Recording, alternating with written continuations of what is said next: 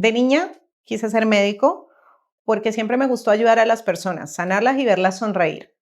Pero cuando crecí, la vida hizo que todo fuera diferente y no pude estudiar medicina, específicamente neurología. Pero con el paso del tiempo me di cuenta que había otras formas de sanar a las personas y hacerlas sonreír y hacerlas felices. En algún momento de mi vida pude hacer lo que quería y fue la peluquería. Así que la peluquería para mí significa, primero, un sueño cumplido y segundo, la forma más linda que yo podía lograr en mis medios de sanar a las personas y hacerlas sonreír.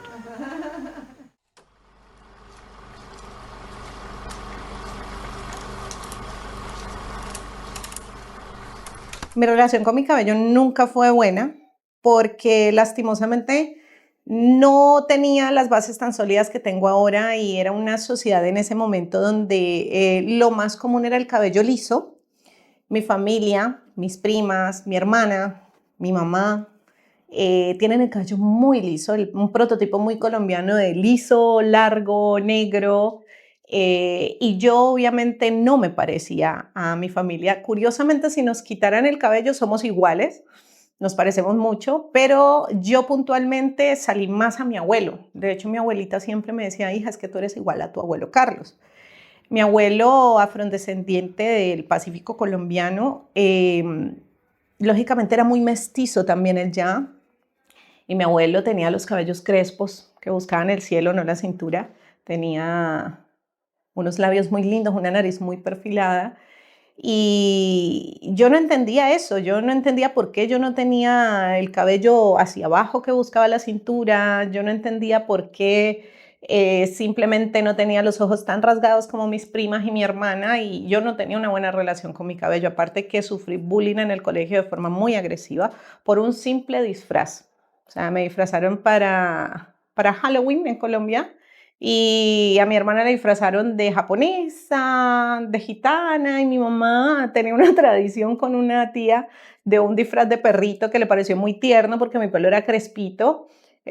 Toda la familia dice que es hermoso, todas se lo pusieron, pero cuando me lo pusieron a mí, eh, marginada por mí misma, por señalamientos que quizás no existían, yo me sentía horrible. De hecho, en las fotos salgo, por ahí hay una foto que salgo muy triste con ese disfraz.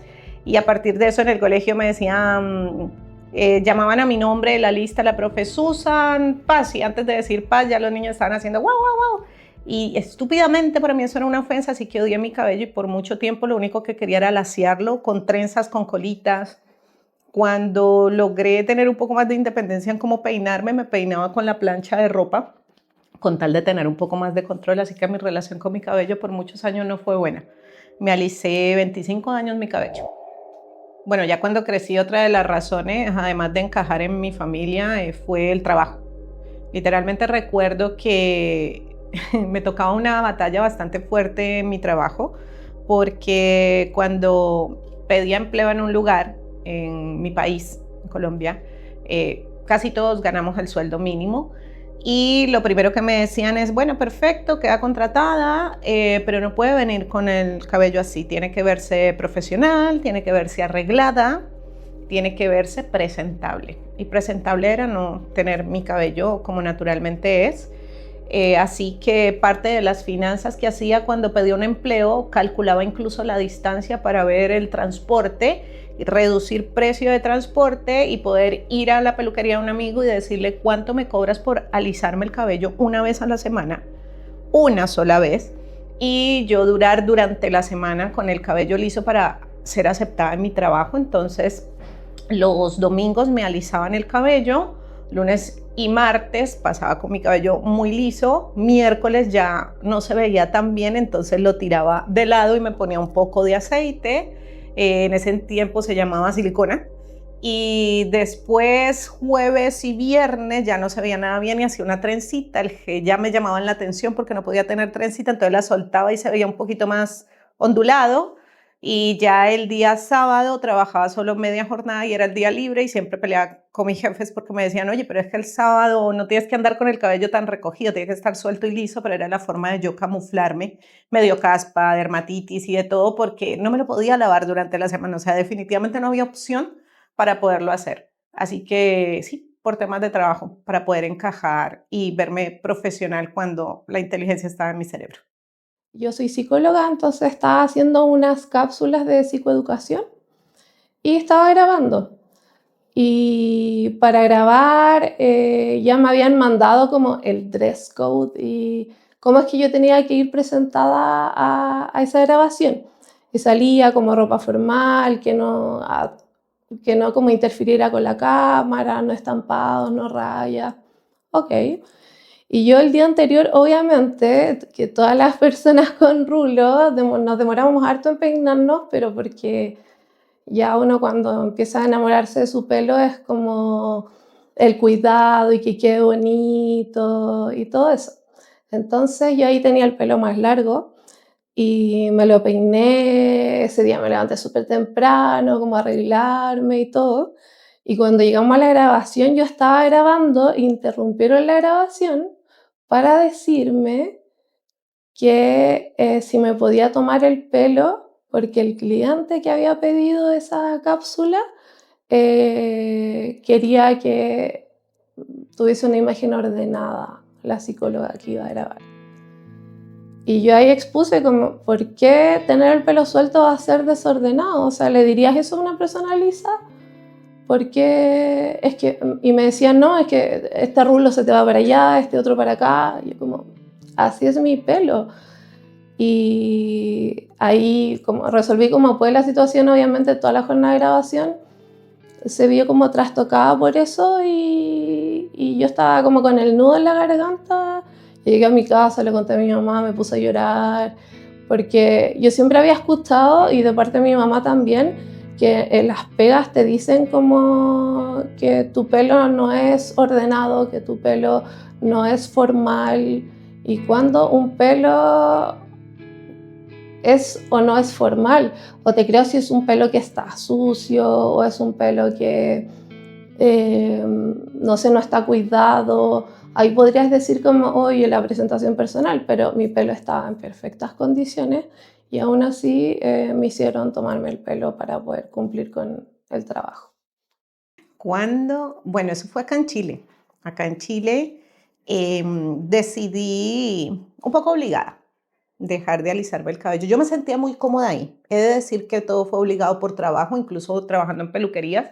Lo primero que te dicen es que siempre tienes que estar con el cabello teñido, bonito, liso, para atraer a tus clientes a tener lo que tú tienes puesto, ¿no? Como te ves, eres el maniquí de tu vitrina y el cabello rizado no era un buen maniquí, o sea, ni siquiera se considera como algo atractivo. Vean que siempre los maniquíes son lisos. Y queriendo dejar mi cabello más natural por mis hijos, ellos un día estábamos sentados y yo ya estaba cansada del mundo de la peluquería, estaba cansada de ver a los colegas que llegaba una persona con rulos y se escondían para no atenderla, le llamaban cabello feo, pelo malo, y me parecía, pero ¿por qué? Si es cabello, es lindo, pero bueno, yo estaba lisa, muy hipócrita, pero yo lo sentía lindo. Y recuerdo que una vez sentados en la mesa con mis hijos les dije que estaba cansada, cansada de que la gente no fuera feliz, de que la gente no se aceptara, de que quería que se aceptaran y quería ayudarlos. Y este par de mugrosos me van diciendo, mamá, eres hipócrita. Y yo, ¿cómo hipócrita? Sí, eres hipócrita porque tú no aceptas tu cabello y nosotros somos crespos. Y Juan Pablo lo aceptó a pesar de que le cambió a los 13 años y Eileen siempre tuvo un periodo de tiempo en que aceptó mucho su cabello y otro tiempo no, pero mayormente sí. Me dijeron, tienes que empezar por aceptarlo tú. Me costó mucho y la decisión la tomé porque empecé a estudiar con una profesional de cabellos y una de las pruebas que hubo era que había que hacer transición de cabello, o sea, estas personas que se dejan de alisar y había que documentarlo y nadie quiso. En ese momento no era bien visto, así que me tocó hacerlo en mí misma, me tocó ser mi propia modelo, mi propia transición, mi propia estilista y mi propio aprendizaje. Aprendí en mí misma en el proceso y al dejarlo crecer, sanar, ver su cambio, pero por sobre todo, ver a mis hijos admirarme por hacerlo cuando debió ser al revés. No sé, ellos impulsaron a que eso sucediera y sí, lo hice por ellos, lo hice por aprender y lo hice por amor y después lo acepté y dije, hay un gran porcentaje de la población a nivel mundial que tiene al menos un patrón de rulo y yo estoy aburrida de las peluquerías, yo voy a montar mi propia peluquería de cabellos rizados, pero para esto tengo que conocer más. Y ahí me obsesioné con aprender y formar todo este mundo de rulos. Fue muy difícil porque no es tan simple como cuando tienes la ropa arrugada, pasas la plancha y la ves lisa y pasa de verse mal a verse bien. Verte con tu cabello natural en una transición no es bonito, aparte que no es rápido. Y lo primero que ves cuando te mojas el cabello y dejas de alisarlo no es la estructura que definitivamente tienes y es natural. Entonces la primera vez que yo me vi con mi cabello natural fue un conflicto muy intenso dentro de mí de si yo era capaz de llevarlo así y si iba a ser capaz de luchar contra mis jefes porque al verme así me retaban. De hecho me tocaba ir con un tomado arriba de cabello natural y alisarme el flequillo para verme más estética, así que mi transición fue muy difícil. Pero sí tengo que decir que una vez cumplido el proceso de transición, una noche los niños estaban en Colombia, estábamos en pandemia, inicios de pandemia, y me acuerdo que me lavé mi cabello porque me dolía la cabeza y dije, me voy a mojar el cabello. Me vi unas puntas lisas todavía, las corté, me fui a dormir y cuando me levanté me miro al espejo y era una bomba de rulos. Yo me miro al espejo y digo, ¿este es mi cabello? No. Me mojo, me baño, me peino, no me miro al espejo, me seco, vuelvo y me miro y sí, ese era mi cabello diciéndome, sanemos juntos. Aquí estoy, soy hermoso, ya pasaste la transición, ya te cobré todos los años que me hiciste daño. Mira lo hermoso que soy y mira lo hermoso que me veo contigo. Así que ese día, lo tengo por ahí grabado, ese día fue muy lindo, pero fue de adentro. Fui yo y mi voz interior, que se llama Misma. Yo y Misma estábamos muy conmovidas y sentí que ese día sané esa niña del disfraz del perrito que fue señalada y lo único que quería era como salir a la calle y abrirle el camino a muchas personas porque fui de esas pioneras que salí con volumen y que la gente me mirara y me señalara para abrir el camino a muchas que venían detrás y yo les decía, dele tranquila que yo ya le preparé los ojos a la gente. Salía y la gente me miraba como, ¿qué es ese volumen? Que como así, como raro. Y yo firme porque yo estaba abriendo el camino para muchas acá en Chile puntualmente, junto a otras pioneras de este movimiento que me alimentaban con fuerza al ver su información y bueno, así fue, no sé, yo me sentía como Juana de Arco, una cosa así como valiente y hoy en día siento que gracias a muchas de estas pioneras como yo y como otras, pueden las chicas salir con su volumen o con cabellos en transición y ya no son observadas como bichos raros, sino como, ah, está en transición, ah, se está dejando el rulo. Hay una normalización ya de cómo se ve. Así que esa fue mi historia de transición, mi historia de verme al espejo. Yo creo que más chica como que no tenía ese... no me disgustaba, pero ya entrando a la adolescencia, creo que esa es como la etapa que todas las curly tenemos como un quiebre quizás y ves que eres distinta, ves que quizás no es tan aceptado o en ese tiempo no era tan aceptado, entonces uno que recurre a la plancha, como pucha, no me gustaba tener el pelo crespo mientras todas mis amigas tenían el pelo liso, que se hacían moños o se hacían cosas que de repente yo no podía hacerme o no me quedaban igual. Entonces creo que la adolescencia en sí fue como la etapa más compleja en cuanto a aceptación. Yo creo que empecé a aceptar y a querer mi cabello natural cuando lo eché a perder, cuando lo destruí por completo, que fue cuando lo alicé y ya no había vuelta atrás y me di cuenta en lo que me había metido y lo que le había hecho a mi cabello. Empezó todo el proceso de transición y de volver a mi cabello natural, y ahí ya era fijarme en cuánto iba creciendo, fijarme en cómo iba cambiando su textura, darme cuenta que esa es mi naturaleza y que es quien soy también, es parte de quien soy. Si bien no ocupa todo lo que soy, sí es una parte importante. Entonces ahí empecé a quererlo y amarlo más. Una vez que también creo que se consolidó como mi etapa de adolescencia, empecé a ser más adulta y empecé a entender más allá de lo superficial qué es la identidad, cómo cuidar de nuestro cuerpo, entender que someterlo a procesos químicos por una cuestión estética o por el querer encajar no era saludable, ni para mí, ni para mi cuerpo, ni para mi mente tampoco. Ahí empecé a quererlo mucho y a cuidarlo mucho y decidí cortármelo súper corto, quizás más corto que de lo que lo tengo ahora, y empezar a cuidarlo como desde cero. Bueno, yo creo que el tema de el corte, el cuidado del pelo crespo siempre fue un tema. Además que yo crecí en un pueblo chiquitito, fuera de la ciudad, entonces los peluqueros de por sí eran pocos, pero el manejo siempre era el mismo que el pelo liso, como que no, nadie se preocupaba de resaltar los rulos o hacer un corte especial para que uno con rulos se sintiera cómoda. No. Era todo lo mismo. De repente me acuerdo una vez el peluquero, que también eso me marcó mucho una vez, el peluquero llegó, ya es que no, es que está muy largo, ¡pum!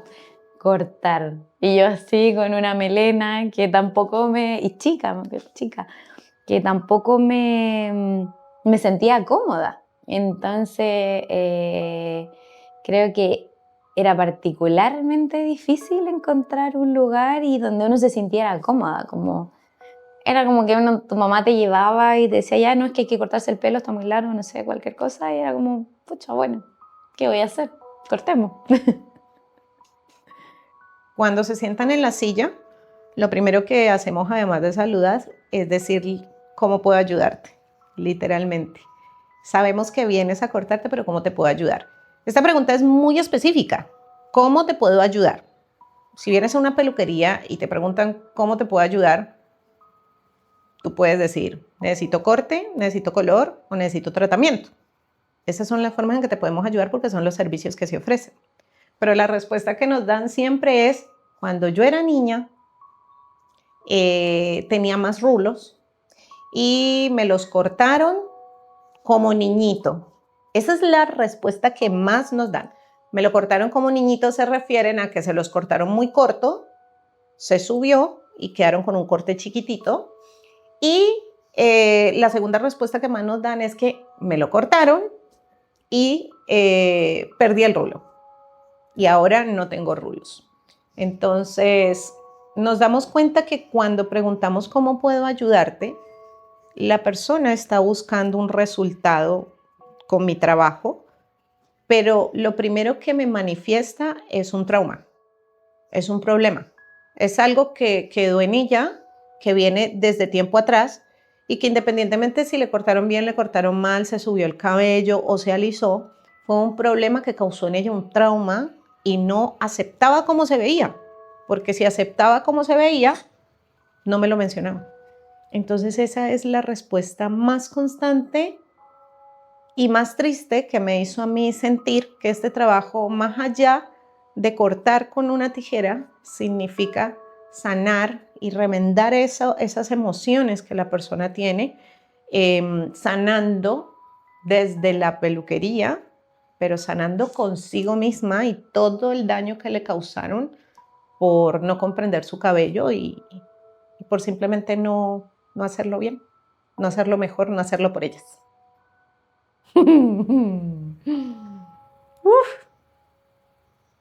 Tengo videos míos llorando con ellas. No, este video se trata de lloremos.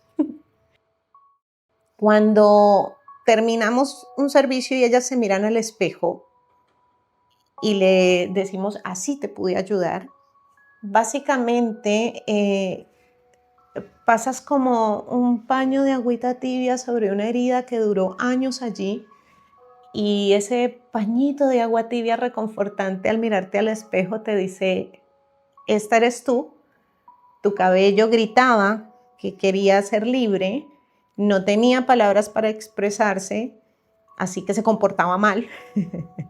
Y ahora tu cabello conecta contigo porque nosotros creamos en base a la estructura morfológica de la persona, en base a su tipo de cabello, pero también en base a su estilo. Entonces, todas ponen carita de, por fin mi cabello habla mi mismo idioma y se sienten conectadas por completo. De hecho, me dicen, hoy mi cabello crece mucho desde que vengo contigo. ¿Tienes manos mágicas de Pachamama? Y yo les digo que no, que simple y llanamente yo fui el vínculo o el puente para que ellas conectaran consigo mismas. Y cuando conectas contigo misma y te ves al espejo y sientes que es hermoso lo que ves, conectas con tu interior y fluye como el agua. Así funciona. Poderosas. Yo les digo pirotécnicas. Se sienten poderosas, se sienten como fuertes. Es como que cuando vas al gimnasio y sacas músculo, te miras al espejo y te sientes fuerte, te sientes capaz de levantar algo, te sientes capaz de defenderte. Y cuando vienen acá y sanan esa relación con su cabello, se sienten fuertes de aceptarse y hacerse respetar por ello. Yo las he escuchado contarme historias donde me dicen, no, si el otro día fui a un lugar y estaban hablando de que los cabellos malos y yo me tuve que meter a defender y decir, pero ¿qué tiene mi cabello de malo si no le ha hecho daño a nadie? Como le dicen pelo malo, ¿por qué malo? Si no ha violado, no ha matado, no ha estafado, él es inocente, como dice la canción. Que es el cabello matriz, es más versátil en su estructura, gran capacidad de alcanzar disímiles texturas, que crece buscando el cielo, buscando la cintura y se ha metido en la cabeza esta gente que mi pelo es malo, como si mi pelo fuera un delincuente. Mi pelo no ha robado, ni matado, ni estafado, ni violado a nadie, yo lo declaro inocente. El fuego de tu discrimen vio en mi cabello la leña, desde que son pequeñas las negras se le enseñan que tu cabello es malo, frijoles pasa greña. Y la princesa de Walt Disney son rubias o trigueñas y eso me da un dolor en el pecho. Es como si las niñas negras ser princesas no tienen derecho, todos los niños son iguales. Tú con tu racismo así que me encanta cómo la relación de esas personas después con su cabello es que se sienten potentes, fuertes, grandes, poderosas, expansivas y se sienten únicas. Y así tiene que ser, somos únicos. No hay dos repetidos a no ser que sean gemelos.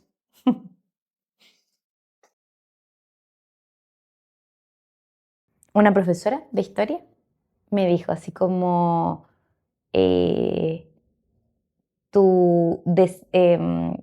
como de donde tú vienes, no debe ser el típico lugar que me decía, por ejemplo, de los que venimos, estamos hablando de los pueblos originarios y todo, como que venimos de los mapuches, que siempre es el pelo muy liso, me dijo como, en tu historia hay algo distinto, hay unas raíces distintas que solo se dan en personas que tienen el pelo crespo, como hay una esencia distinta. Y creo que eso también contrastó mucho lo anterior, como de la experiencia pasada del pelo desordenado y todo. Como que ahí uno empezaba a ver como un sentido especial también en tener el pelo crespo. Como ya no querer tanto encajar, sino como, oye, hay algo distinto aquí que me gusta, como que me llama. Mi cabello me da pistas de dónde podrían venir mis orígenes y eso me gusta mucho. También creo que si me ven ahora, mi pelo sí dice mucho de quién soy yo. Está bien que ahora no lo quieras o está bien que lo quieras más adelante aceptar. Lo único que no está bien es que permitas que el momento en que dejes la naturaleza de tu cabello esté determinado porque te lo dicen otras personas o porque te lo dicen los lugares donde estás. siempre va a estar bien siempre y cuando sea tu elección. Si es tu elección estar lisa porque te gusta, es perfecto, pero no si te lo imponen para poder pertenecer a un grupo de trabajo o a un espacio. Así que va a llegar tu momento y cuando llegues y estés ahí y te observes, vas a amar un montón porque tu cabello es como la expresión más fiel, llamativa y audaz que tiene tu herencia de hablar. El cabello no solamente es un accesorio, el cabello es la radiografía de tu vida y la radiografía de tus ancestros. Repito, es como las palabras que se escriben en piedra, pero están escritas en tu cabello, que relatan de dónde venimos y todo lo que nos entregaron genéticamente nuestros ancestros. Así que algún día vas a atesorar eso y recuerda que los rulos no son moda, son la revolución de lo que somos y nos aceptamos.